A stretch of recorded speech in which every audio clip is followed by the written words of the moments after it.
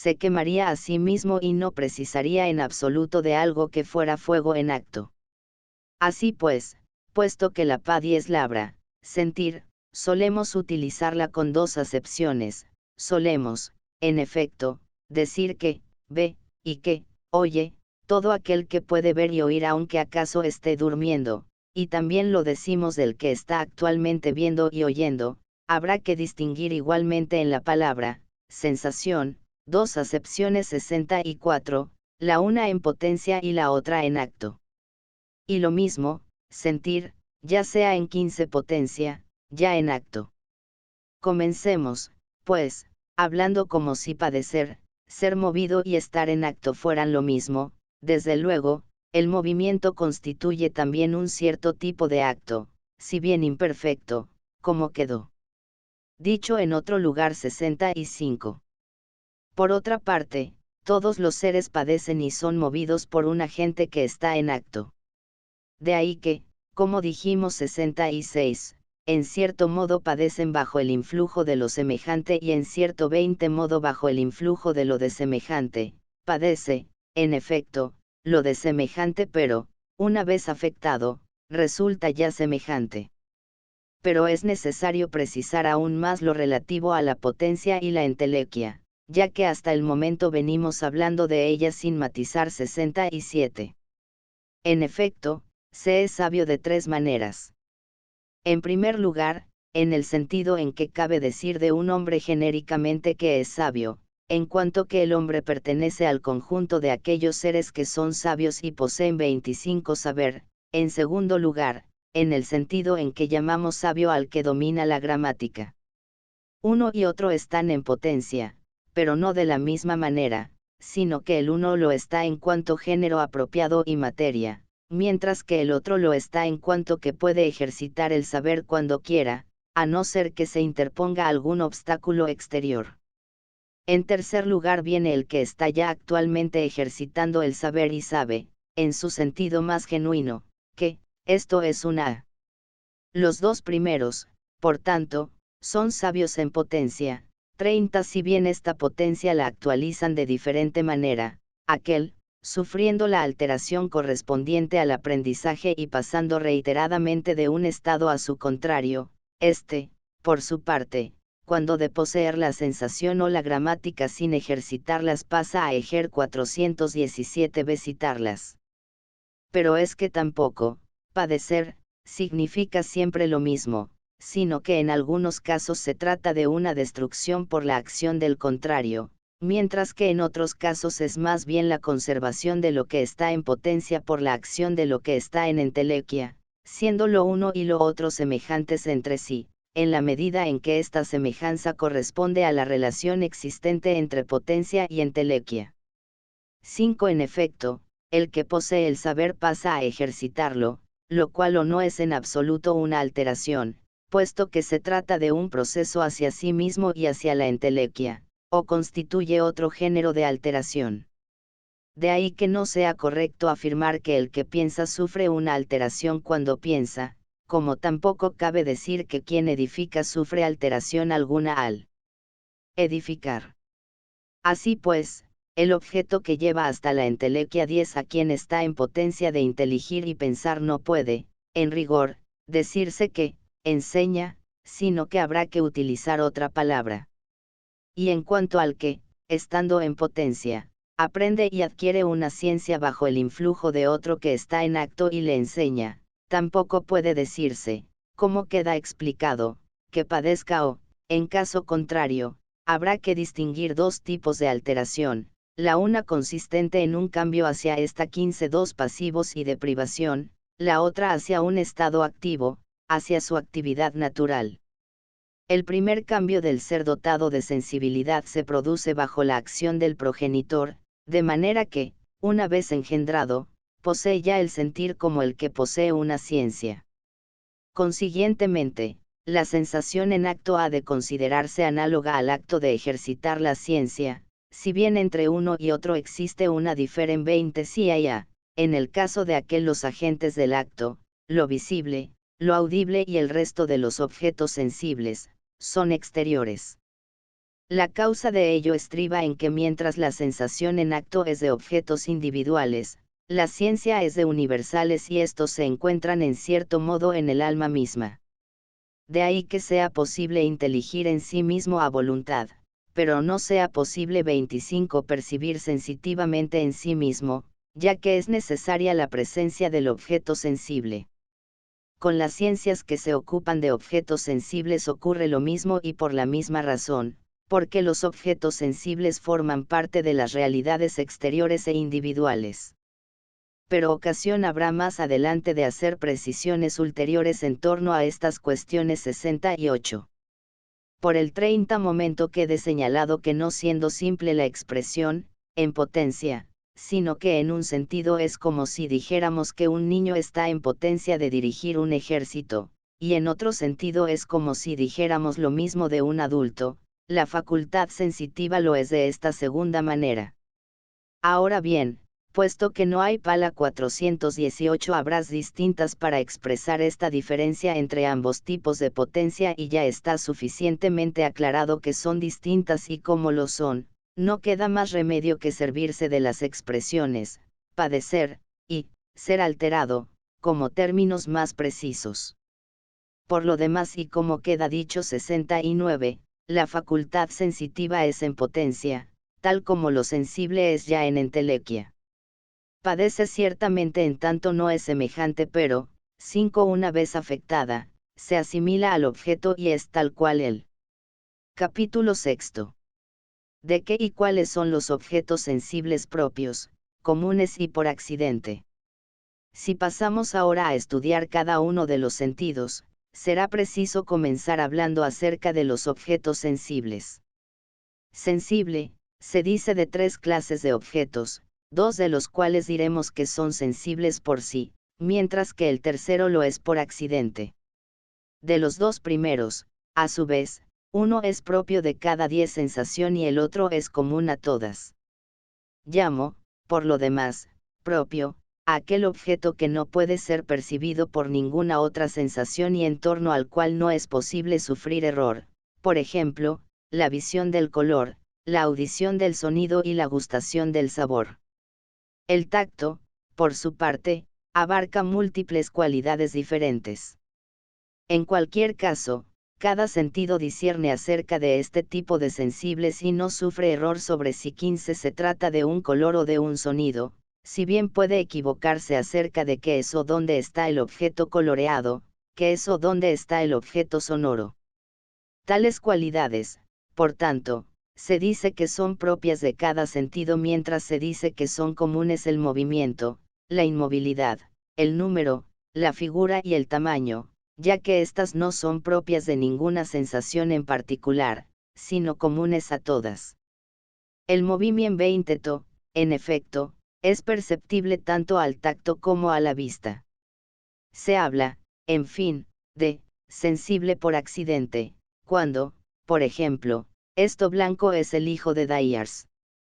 Que es el hijo de Dyers, se percibe por accidente, en la medida en que a lo blanco está asociado accidentalmente esto que se percibe. De ahí también que el que lo percibe no padezca en cuanto tal afección alguna bajo el influjo del sensible por accidente. Por último y en relación con los sensibles por sí, los sensibles 25 por excelencia son los propios ya que en función de ellos está naturalmente constituida la entidad de cada sentido. Capítulo 7. Acerca de la visión y qué papel desempeñan en ella el color, la luz, el medio transparente y el órgano sensorial. Lo visible, pues, es el objeto de la vista 70. Visible es, a su vez, el color así como otro objeto que carece de nombre, si bien cabe describirlo por medio de una frase 71, en cualquier caso quedará claro a qué aludimos, especialmente por lo que vendrá a continuación. Lo visible es, por tanto, el color. Este, a su vez, es lo que recubre a todas aquellas cosas que son visibles por 30 sí, por sí, no significa en este caso que la visibilidad forme parte de su definición, sino que poseen en sí mismas la causa de su visibilidad. Todo color es un agente capaz de poner en movimiento a lo transpa 418 berrente en acto, y en esto consiste su naturaleza.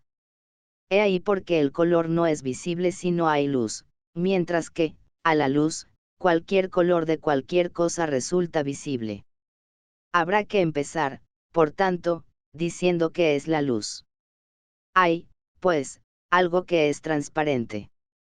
Y llamo, transparente, a aquello que es visible, si bien, por decir los 5 en una palabra, no es visible por sí, sino en virtud de un color ajeno a él. Tales son el aire, el agua y multitud de sólidos. No son transparentes, en efecto, ni en tanto que agua ni en tanto que aire, sino porque en ellos se da una cierta naturaleza, la misma que se da en el cuerpo eterno situado en la región más alta del firmamento. La luz, a su vez, es el acto de esto, de 10 lo transparente en tanto que transparente. Por el contrario, en los cuerpos transparentes en potencia se da la oscuridad.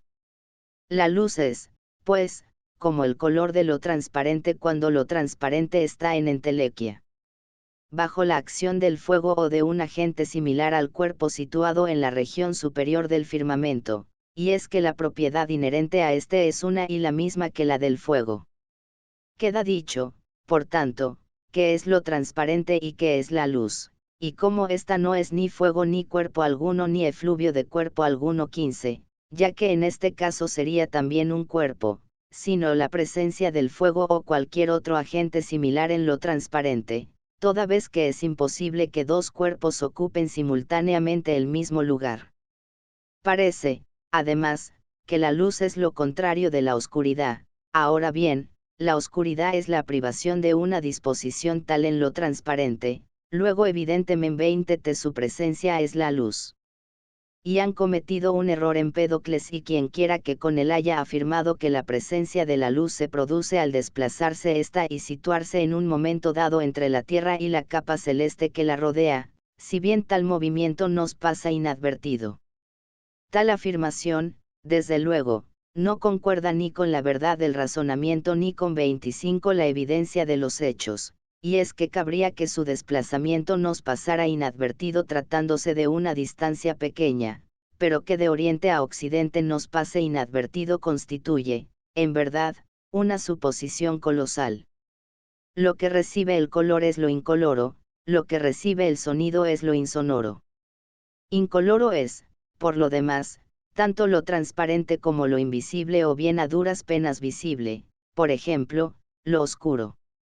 Esto último no es sino 30 lo transparente, pero no cuando es transparente en acto, sino cuando lo es en potencia, es que la misma naturaleza es unas veces oscuridad y otras luz. 419 por otra parte, no todo lo que se ve es visible a la luz, sino solamente el color característico de cada cosa. Ciertas cosas, desde luego, no se ven a la luz, y, sin embargo, producen sensaciones en la oscuridad.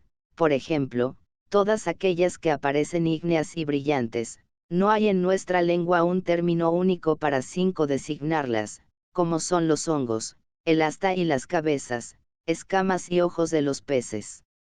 Sin embargo, no se percibe el color característico de ninguna de ellas. ¿Por qué razón se ven tales cosas? Es otro asunto. Por el momento quede claro, al menos, que lo que se ve a la luz es el color, y de ahí que éste no se vea si no hay luz. La esencia del color, en efecto, consiste en ser el 10 agente que pone en movimiento a lo transparente en acto, y la entelequia de lo transparente es, a su vez, la luz. Una prueba evidente de ello es que si colocamos cualquier cosa que tenga color directamente sobre el órgano mismo de la vista, no se ve. El funcionamiento adecuado, por el contrario, consiste en que el color ponga en movimiento lo transparente, por ejemplo, el aire, y el órgano sensorial sea, a su vez, movido por este último con que está en contacto. No se expresa 15 acertadamente Demócrito en este punto. Cuando opina que si se produjera el vacío entre el órgano y el objeto, se vería hasta el más mínimo detalle, hasta una hormiga que estuviera en el cielo. Esto es, desde luego, imposible. En efecto, la visión se produce cuando el órgano sensorial padece una cierta afección. Ahora bien, es imposible que padezca influjo alguno bajo la acción del color percibido, luego ha de ser bajo la acción de un agente intermedio, por fuerza ha de haber, pues, algo intermedio y, por tanto, hecho el vacío, no solo no se verá hasta el más mínimo detalle, sino que no se verá en absoluto. Queda dicho ya porque causa el color se ve únicamente a la luz. Por el contrario, el fuego se ve tanto a la luz como en la oscuridad y ha de ser así por fuerza, ya que lo transparente se hace transparente precisamente bajo su influjo. Lo dicho vale tan 25 bien, por lo demás, en relación con el sonido y el olor. En efecto, si están en contacto con el órgano sensorial, en ninguno de ellos se da la sensación correspondiente, más bien ocurre que por la acción del olor y el sonido se pone en movimiento el medio que, a su vez, pone en movimiento al órgano respectivo, mientras que si se coloca al objeto sonoro u oloroso directamente sobre el órgano sensorial, no se producirá sensación algo 30 sodio. Y lo mismo pasa con el tacto y el gusto, si bien no aparece con evidencia a la observación, más adelante quedará claro el porqué 72. Por lo demás, el medio en el caso de los sonidos es el aire y en el caso del olor carece de nombre peculiar. Se trata de una cierta afección que se da por igual en el aire y en el agua, y esta afección que se da en ambos elementos es al objeto 35 oloroso lo que lo transparente es al color. La observa 419 versión muestra, en efecto, que los animales acuáticos poseen también el sentido del olfato. Por su parte, el hombre, al igual que todos los animales terrestres que respiran, no puede oler a no ser que respire. La causa en relación con todo esto será expuesta también más adelante 73. Capítulo 8. Que se ocupa del oído así como del sonido en general y de la voz en particular. Comencemos haciendo ahora algunas distinciones en 5 torno al sonido y a la audición. El sonido puede entenderse de dos maneras, en acto y en potencia. De ciertas cosas decimos que carecen de sonido, por ejemplo, la esponja y la lana; de otras cosas, por ejemplo, el bronce y los objetos duros y lisos, decimos que sí lo tienen porque pueden sonar, es decir, pueden producir un sonido en acto en aquel medio que se encuentra entre ellas mismas y el oído. El sonido en acto es siempre 10 producido por algo, contra algo y en algo 74. El agente es, desde luego, un golpe y de ahí la imposibilidad de que se produzca un sonido si hay solamente una cosa, ya que el cuerpo que golpea y el golpeado han de ser distintos, luego lo que suena, suena contra algo. El golpe, a su vez, no se produce a no ser que haya un desplazamiento. Como acabamos de decir, el sonido no es el golpe de cualesquiera objetos. La lana, en efecto, no produce sonido alguno por más que la golpee, pero 15 sí lo producen el bronce y toda suerte de objetos lisos y huecos. El bronce, por ser liso, y los objetos huecos porque en virtud de la repercusión producen reiterados golpes además del primero al no poder escapar el aire puesto en movimiento. Añadiremos que se oye en el aire y también en el agua, pero menos. El agente principal del sonido no es, sin embargo, ni el aire ni el agua, sino que es preciso que objetos duros se golpeen mutuamente y golpeen el aire. Esto último sucede cuando el aire se mantiene sin disgregarse al recibir el golpe. De ahí que suene cuando se le golpea con rapidez y violencia. Es necesario que el movimiento del que golpea al aire sea más rápido que la disgregación de éste, algo así como si se intentara machacar un montón o un conjunto de granos de arena que se moviera con rapidez. En cuanto al eco, se produce al ser 25 repelido como una pelota el aire exterior por el aire de dentro que se mantiene compacto a causa de la cavidad que lo limita y lo impide disgregarse. Por lo demás, parece ser que siempre se produce eco aunque no sea nítido. Con el sonido, pues, sucede como con la luz, también la luz se refleja siempre, en caso contrario 30 no se produciría claridad por todas partes, sino que habría oscuridad fuera de la zona soleada, pero no siempre con la misma intensidad con que es reflejada por el agua, el bronce o cualquier otro objeto pulido. En este caso llega incluso a producir sombra, fenómeno por el cual solemos caracterizar a la luz. El vacío, por su parte, es considerado con acierto como el agente principal del oír. Vacío parece ser, en efecto, el aire, y 35 este es el que hace oír cuando, compacto y sin perder su unidad, se pone en movimiento. No obstante, y preci 420 asamente por carecer de cohesión, el aire no resuena, a no ser que el objeto golpeado sea liso, en cuyo caso el aire permanece compacto gracias a la superficie de aquel, ya que la superficie de un objeto liso es una. Es, pues, sonoro todo objeto capaz de poner en movimiento un conjunto de aire que se extienda con continuidad hasta el oído. El oído, por su parte, está naturalmente adaptado al aire 75 y precisamente porque está 5 inmerso en el aire, al moverse el de fuera se mueve el de dentro. He aquí porque el animal no oye por todas las partes de su cuerpo, así como tampoco le entra el aire por todas partes, ya que el órgano que actúa como centro motor y que está animado no tiene aire por todas partes.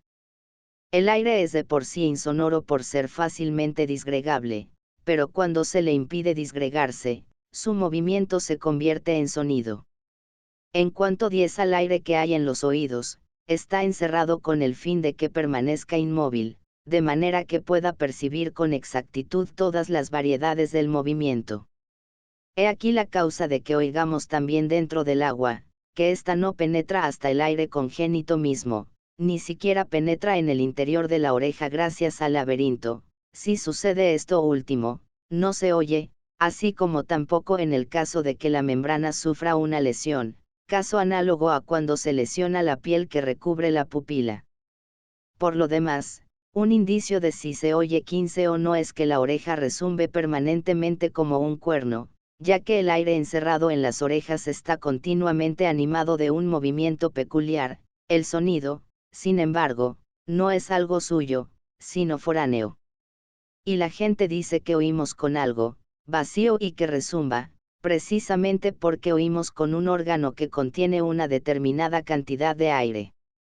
De las partes de los animales y el calle 2 de la parte V de la obra acerca de la generación de los animales. Obsérvese la contradicción literal que se encierra en las líneas siguientes. En 420 a 9 se dice que, el aire que hay en los oídos está encerrado a fin de que permanezca inmóvil, mientras que en 420 a 16 se dice que, el aire encerrado en los oídos está continuamente animado de un movimiento peculiar. No es fácil conciliar ambas afirmaciones a no ser que la primera se interprete restrictivamente como exclusión únicamente de los movimientos propios del aire exterior. ¿Qué es lo que suena, el objeto que golpea o el golpe intapeado? Más bien uno y otro, aunque de distinta manera. El sonido es, en efecto, el movimiento de algo capaz de moverse en la forma en que lo hacen aquellos objetos que, al hacerlos chocar, rebotan en una superficie lisa.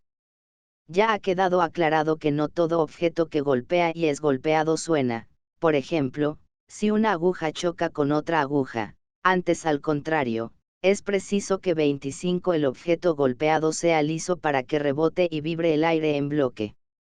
En cuanto a las diferencias entre los sonidos, se ponen de manifiesto en el sonido en acto, y es que, de la misma manera que no se ven los colores si no hay luz, tampoco se pueden percibir lo agudo y lo grave si no hay sonido.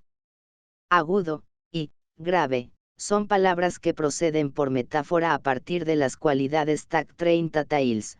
Lo agudo, efectivamente, mueve el órgano mucho en poco tiempo, mientras que lo grave lo mueve poco en mucho tiempo.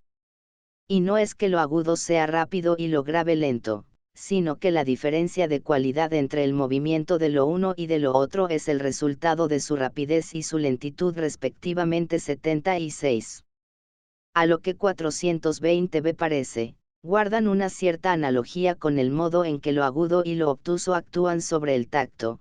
lo agudo es como si pinchara mientras que lo obtuso es como si empujara precisamente porque aquello mueve en poco tiempo y esto en mucho, y de ahí que accidentalmente lo uno resulte ser rápido y lo otro lento. En 5 relación con el sonido basten, pues, estas precisiones. La voz es un tipo de sonido exclusivo del ser animado, ningún ser inanimado, por tanto, emite voz si bien por analogía se dice que emiten voz, por ejemplo, la flauta, la lira y todos aquellos seres inanimados cuyos sonidos poseen longitudes varias, tono y articulación, la voz, desde luego, parece implicar todo esto. 10 Por otra parte, muchos animales no poseen voz, por ejemplo, los que carecen de sangre y, entre los sanguíneos, los peces. Y es lógico que así sea toda vez que el sonido es un movimiento del aire. Por lo demás, aquellos peces de que se dice que poseen voz, como los del río Aqueloo, se limitan a producir sonidos con las branquias o con cualquier otra parte por el estilo. Constituye una rectificación de la doctrina contenida al respecto en el Timeo, 67b. Aristóteles no identifica la gravedad y la agudeza del sonido respectivamente con la lentitud y rapidez del movimiento, en sentido estricto, aquellas son consecuencia de estas. La diferencia queda perfectamente ilustrada con el ejemplo aducido del tacto. Véase, también, acerca de la generación de los animales V7, 787 a 11. La voz, por el contrario, es un sonido producido por un animal pero no con una parte cualquiera del cuerpo. Ahora bien, puesto que todo sonido tiene lugar 15 cuando algo golpea sobre algo y en algo y esto último es el aire, lo lógico es que solamente emitan voz aquellos animales que reciben aire en su interior. Y es que la naturaleza se sirve del aire inspirado para una doble actividad, lo mismo que se sirve de la lengua para gustar y para hablar, y si bien el gusto es algo necesario, y de ahí que se dé en la mayoría de los animales, la posibilidad de expresarse no tiene otra fina veintelidad que la perfección, pues bien, del mismo modo la naturaleza se sirve del aire, no solo con vistas a regular la temperatura interior como algo necesario, el motivo se expondrá en otra parte, 77, sino también con vistas a la voz, de manera que se añada una perfección al que la posee. El órgano de la respiración es, a su vez, la laringe, cuyo funcionamiento está al servicio de otra parte, a saber, el pulmón. Precisamente en virtud de este órgano los animales terrestres poseen más calor que los demás. Ahora bien, es la zona que rodea 25 al corazón la que de manera primordial necesita de la respiración. De ahí que sea imprescindible que el aire penetre al ser inspirado. En conclusión, la voz es el golpe del aire inspirado, por la acción del alma residente en estas partes del cuerpo, contra lo que se denomina tráquea. Y, como ya dijimos, no todo sonido de un animal es voz, cabe, en efecto, producir sonidos 30 con la lengua así como tosiendo, sino que ha de ser necesariamente un ser animado el que produzca el golpe sonoro y éste ha de estar asociado a alguna representación, puesto que la voz es un sonido que posee significación y no simplemente, como la tos, el sonido del aire inspirado. Por lo demás, la voz se emite al 421º hacer que golpee contra la tráquea el aire contenido en ella sirviéndose al efecto del inspirado. Prueba de ello es que ni al inspirar ni al respirar se puede emitir voz, sino solamente cuando se retiene el aire, ya que, reteniéndolo, se imprimen con él los movimientos correspondientes. Resulta igualmente claro por qué los peces carecen de voz, porque no tienen laringe. Y no 5 tienen este órgano, a su vez, porque ni respiran ni reciben el aire en su interior. ¿Por qué razón? Es otro asunto 78. Capítulo 9. Que se dedica al estudio del olor y del olfato y también de su diferente manera de funcionar en los animales que respiran y en los peces. Por lo que se refiere al olfato y al objeto oloroso, definirlos con precisión resulta más difícil que en el caso de los sentidos ya expuestos, en que consiste el olor no está tan claro, desde luego, como lo está el sonido, la luz o el color.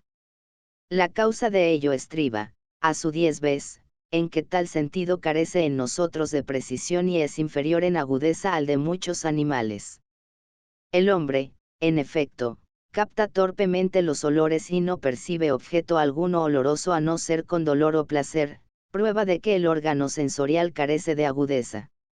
Es probable que los animales de ojos duros se hallen afectados de una deficiencia análoga en cuanto al modo de percibir los colores, siéndoles imposible distinguir las diferencias cromáticas a no ser por la confianza o temor que les infunden. Tal es el modo en que percibe los olores el género humano. Parece existir, por otra parte, cierta analogía entre este sentido y el gusto, así como entre las distintas especies de sabores y de olores, si bien el gusto posee en nosotros mayor agudeza precisamente por tratarse de un cierto tipo de tacto, y ser este el sentido más agudo que posee el hombre, pues si bien es inferior a muchos animales en los restantes sentidos, sin embargo es capaz de percibir por medio del tacto con mucha más precisión que el resto de los animales. Y de ahí que sea el más inteligente de los animales. Prueba de ello es que en el género humano los hay por naturaleza mejor y peor dotados en función de este órgano sensorial y no en función de ningún otro. Los de carne dura son 25 por naturaleza mal dotados intelectualmente, mientras que los de carne blanda son bien dotados. El olor, como el sabor, puede ser también dulce y amargo. Por lo demás, ciertas cosas poseen el olor y el sabor correlativos, quiero decir, por ejemplo, olor dulce y sabor dulce, mientras otras los poseen contrarios. De la misma manera, un olor puede ser también picante, áspero, ácido o untuoso. En cualquier caso, y precisamente porque, como decíamos, los olores no se captan con tanta nitidez como los sabores, aquellos han recibido su denominación de estos en virtud de la 421b semejanza de sus objetos. El dulce es el olor del azafrán y la miel, el picante es el del tomillo y otras cosas por el estilo.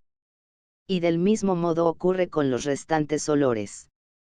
Por otra parte, con cada uno de los sentidos pasa como con el oído, este tiene por objeto lo audible y lo inaudible, aquel lo visible y lo invisible, y 5 el olfato lo oloroso y lo inodoro. Inodoro es tanto lo que carece en absoluto de olor como aquello que lo tiene tenue o imperceptible. Y de modo análogo se utiliza la palabra insípido. También la olfacción se realiza a través de un medio, sea este el aire o el agua. Todos los indicios son, desde luego, de que los animales acuáticos, tanto si son sanguíneos como si no lo son, perciben el olor lo mismo que aquellos cuyo medio es el aire. Algunos de ellos, en efecto, vienen desde lejos al encuentro de la comida atraídos por el olor.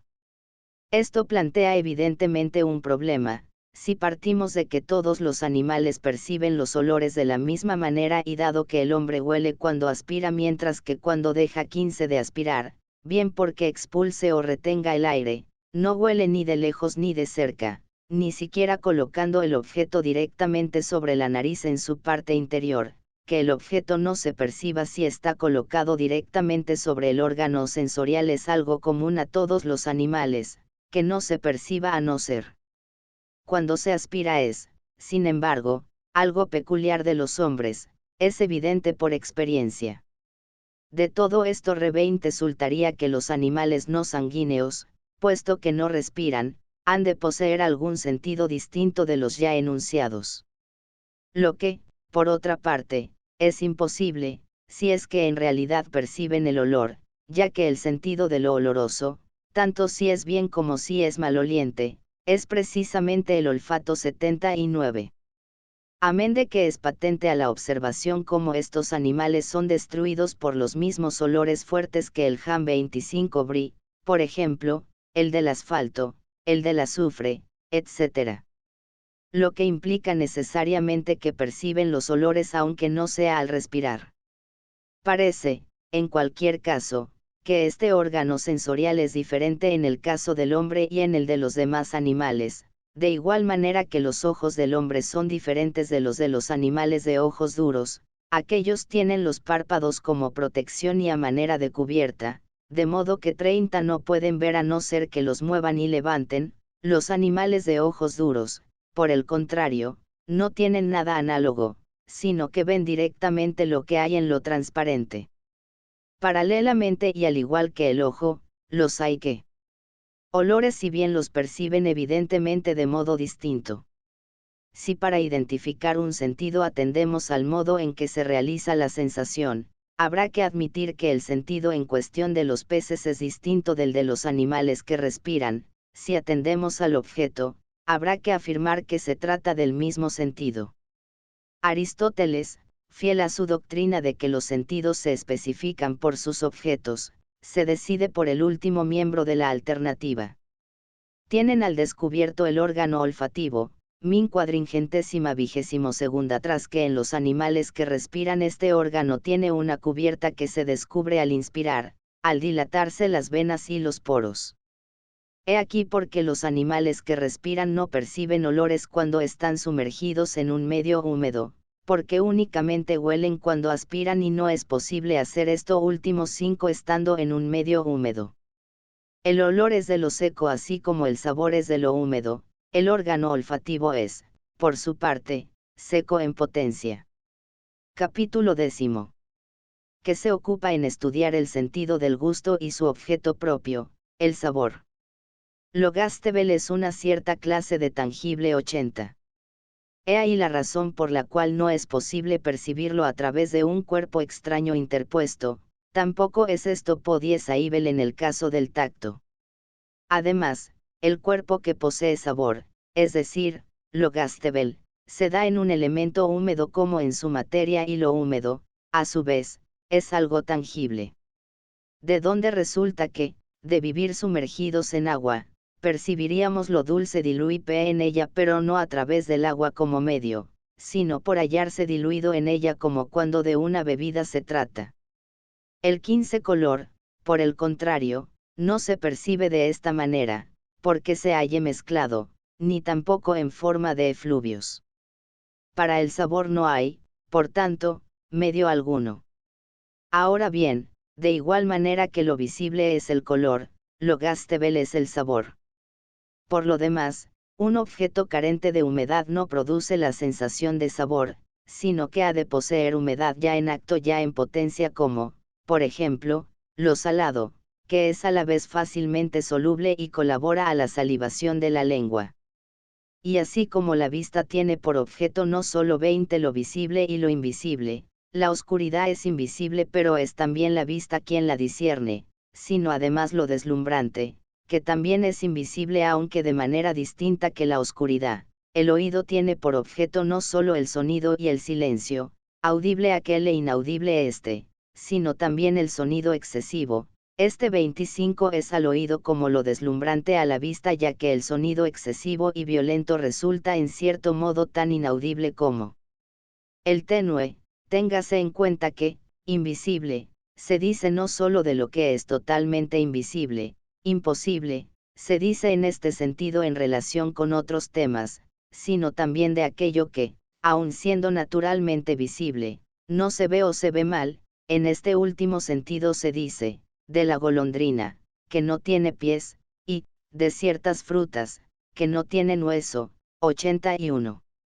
30. De modo análogo, el gusto tiene como objeto lo gustable y lo insípido, esto último, bien que posea un sabor mínimo e imperceptible, bien que sea destructor del gusto. El origen de esta distinción parece encontrarse, por lo demás, en lo potable y lo no potable, ya que de lo uno y lo otro hay gusto. Ahora bien, mientras lo segundo es malo y destructor del gusto, lo primero es conforme a la naturaleza de éste. Lo potable, en fin, es común al tacto y al gusto. Puesto que lo gustable es húmedo, resulta necesario 422b que el órgano que lo percibe no sea húmedo en acto pero tampoco incapaz de humedecerse. En efecto, el gusto sufre una cierta afección bajo la acción de lo gustable, en tanto que gustable. Es necesario, pues, que el órgano del gusto se humedezca, para lo cual ha de tener la capacidad de humedecerse sin destruirse, pero no ha de ser húmedo en acto. Prueba de ello es que 5. La lengua no percibe sabores ni cuando está reseca, ni tampoco cuando está excesivamente húmeda, en cuyo caso el contacto tiene lugar con la humedad ya presente en la lengua misma. Así, cuando, tras haber probado un sabor fuerte, se prueba otro a continuación y cuando a los enfermos les parecen amargas todas las cosas porque las perciben con la lengua impregnada de tal humedad. En cuanto a las especies de sabores, y al igual que en el caso de los colores, son simples los contrarios, lo dulce y lo amargo mientras que lo untuoso tiene del primero y lo salado del segundo, intermedios, en fin, son lo picante, lo áspero, lo agrio y lo ácido. Estas parecen ser, más o menos, las diferencias de los sabores.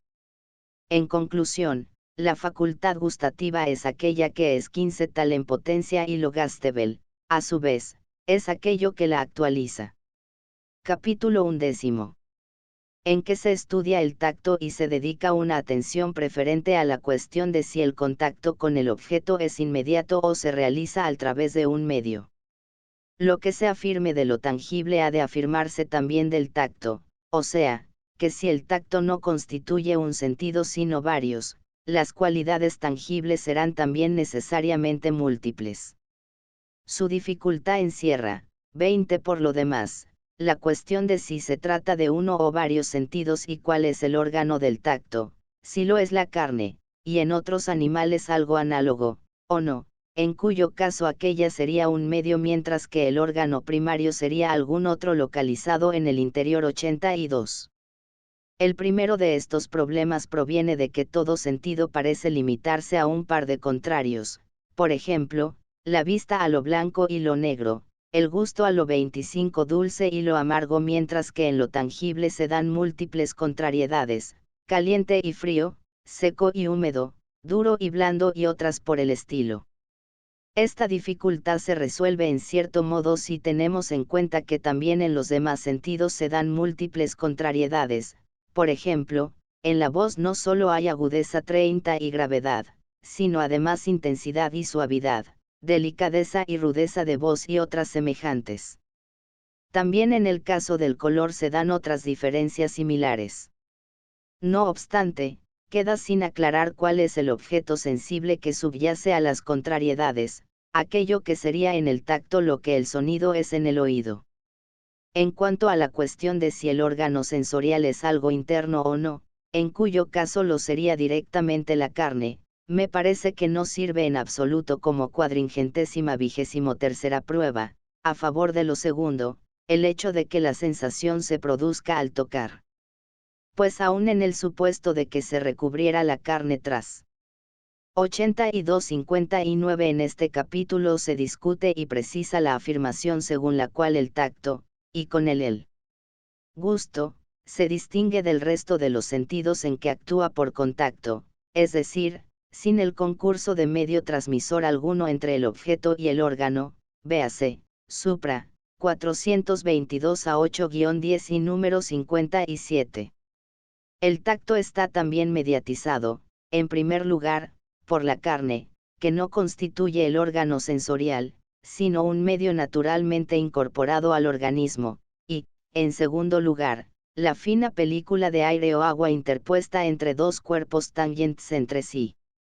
Con todo, se continúa manteniendo una cierta inmediatez para el tacto y, con ella, la distinción establecida entre él y el resto de los sentidos. Véase, infra, 423b12-17.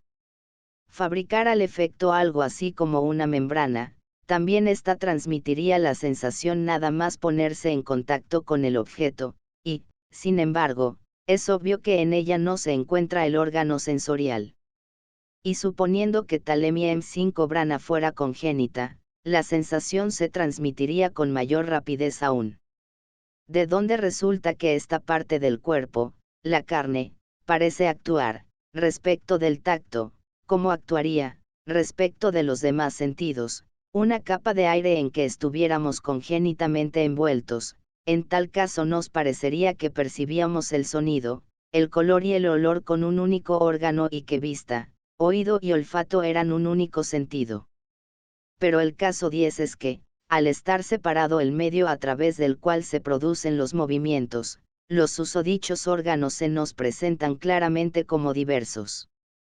En el caso del tacto, sin embargo, el asunto no resulta evidente. Y es que es imposible que el cuerpo animado esté constituido de aire o de agua puesto que ha de ser algo sólido. Solo resta que sea una mezcla de estos elementos juntamente con tierra como lo son la carne y su análogo quínsego. Luego el cuerpo, a su vez, es necesariamente el medio que naturalmente recubre al sentido del tacto, medio a través del cual se producen las múltiples sensaciones. Por lo demás, el tacto en el caso de la lengua pone de manifiesto cómo las sensaciones son múltiples. Ella, en efecto, percibe todas las cualidades táctiles con el mismo órgano que el sabor. Por tanto, en el supus 20 de que la carne percibiera también el sabor, gusto y tacto parecerían ser uno y el mismo sentido. De hecho, sin embargo, son dos como lo prueba el que no son convertibles. Puesto que todo cuerpo tiene profundidad, se trata de la tercera dimensión, surge aquí otro problema. De una parte, cuando un cuerpo está situado entre dos cuerpos, estos no pueden tener contacto entre sí. De otra parte, ni lo húmedo ni lo mojado pueden darse 25 sin un cuerpo, sino que por fuerza han de ser agua o contener agua, las cosas, en fin, que están en contacto entre sí dentro del agua, puesto que sus extremidades no están secas, han de tener por fuerza agua entre medias, a saber, el agua de que están empapadas sus superficies exteriores. Ahora bien, si es verdad, resulta imposible que una cosa esté en contacto con otra en el agua, y del mismo modo ocurrirá en el aire, ya que el aire 30 es a las cosas que están en él lo que el agua es a las que están en el agua, por más que nos demos menos cuenta al igual que tampoco se dan cuenta los anima 423 veles acuáticos y los cuerpos que tocan están mojados. La sensación se realiza, pues, de la misma manera para todos los objetos o, más bien, de manera distinta para los distintos objetos, según la opinión actualmente generalizada de que el gusto y el tacto actúan por contacto y los demás a distancia. Esto último no sucede en realidad, antes al contrario, incluso lo duro y lo cinco blando lo percibimos a través de otros cuerpos al igual que lo sonoro, lo visible y lo oloroso, si bien estos últimos los percibimos a distancia y aquellos de cerca, de ahí que el medio nos pase inadvertido. Desde luego que todo lo percibimos a través de un medio que, sin embargo, nos pasa inadvertido en el caso de aquellos objetos. Y es que, como ya dijimos más arriba, en el caso de que percibiéramos todos los tangibles a través de una membrana, sin que nos diéramos cuenta de que 10 se halla en medio, nos encontraríamos en una situación similar a aquella en que de hecho nos encontramos en el agua y en el aire. Nos parece que realmente estamos en contacto con los objetos y que nada hay entre medias.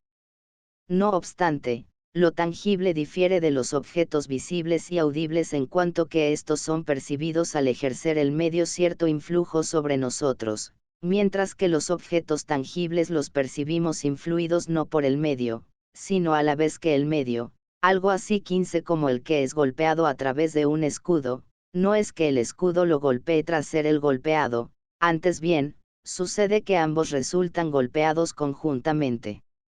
En suma, lo que el aire y el agua son respecto de la vista, el oído y el olfato, eso mismo parece ser la carne y la lengua, respecto del tacto y del gusto entre ellas y el órgano sensitivo se da la misma relación que en el caso de aquellos. Desde luego, ni en 20 aquellos sentidos ni en estos habría sensación suponiendo que el órgano esté en contacto con el objeto, por ejemplo, si se coloca un cuerpo blanco directamente sobre el ojo. Lo que una vez más pone de manifiesto que el órgano del tacto es interno, ya que solo en tal supuesto viene a suceder con él lo mismo que con los demás sentidos, que los objetos directamente situados sobre el órgano no se perciben, pues bien, los objetos 25 situados directamente sobre la carne se perciben, luego la carne es únicamente un medio para el sentido del tacto.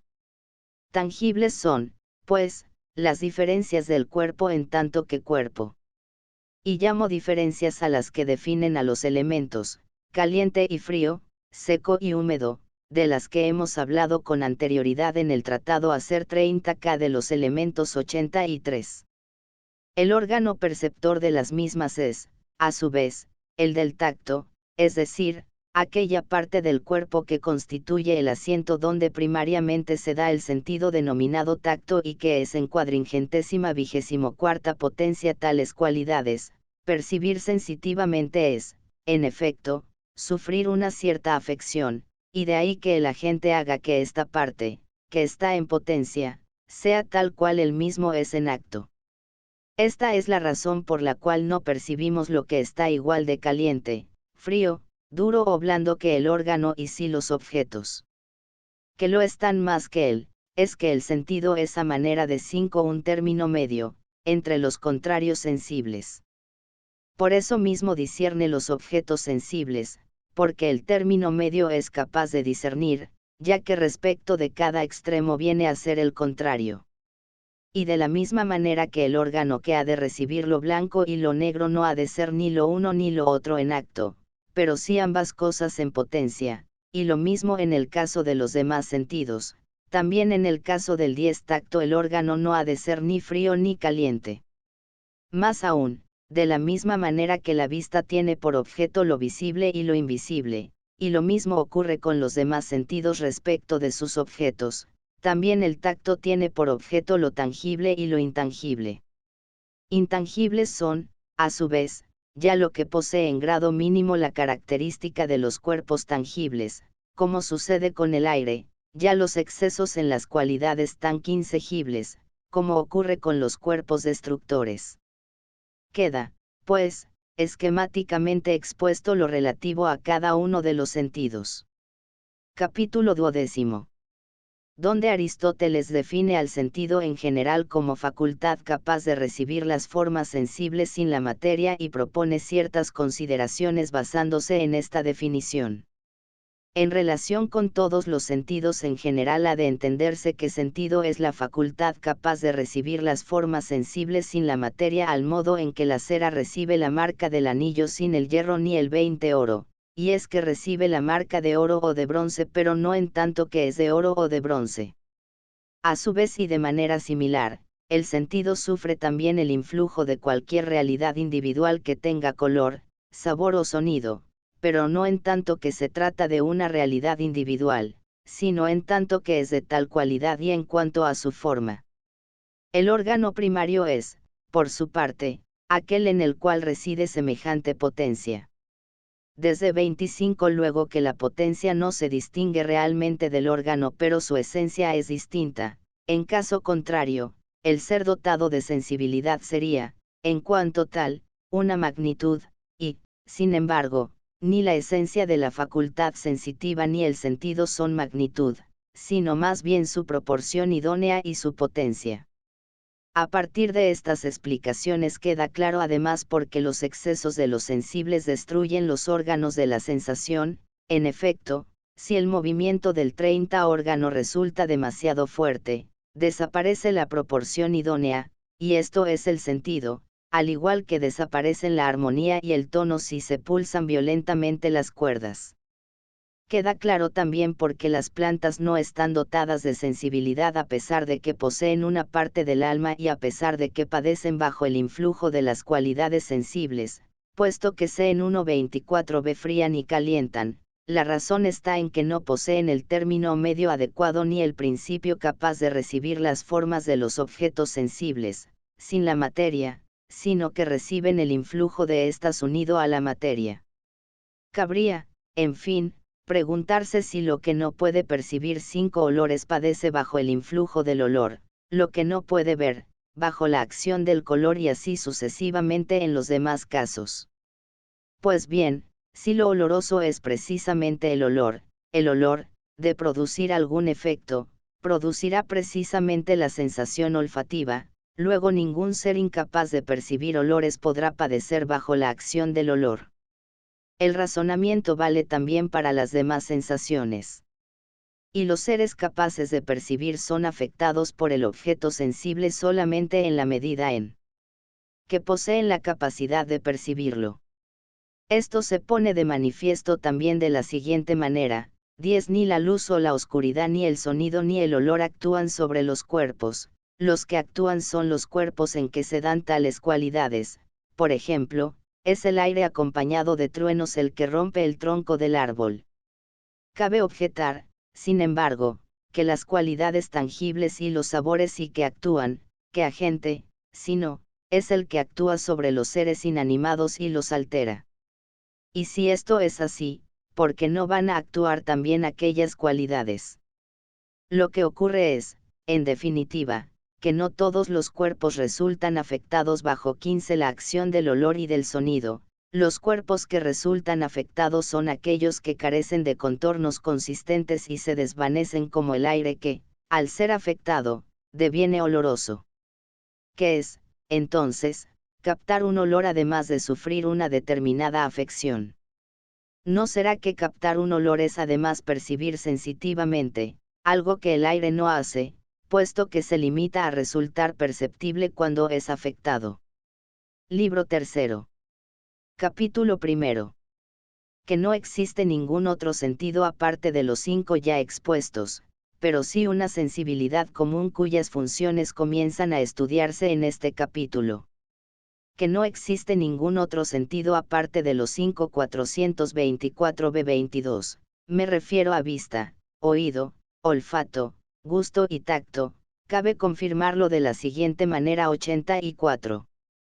Puesto que de hecho tenemos sensación de todo aquello que constituye el objeto del sentido del tacto, en efecto, todas 25 las cualidades de lo tangible en tanto que tangible no son perceptibles al tacto, habrá de suponerse por fuerza que, si nos falta alguna sensación, es que nos falta, a su vez, algún órgano sensorial.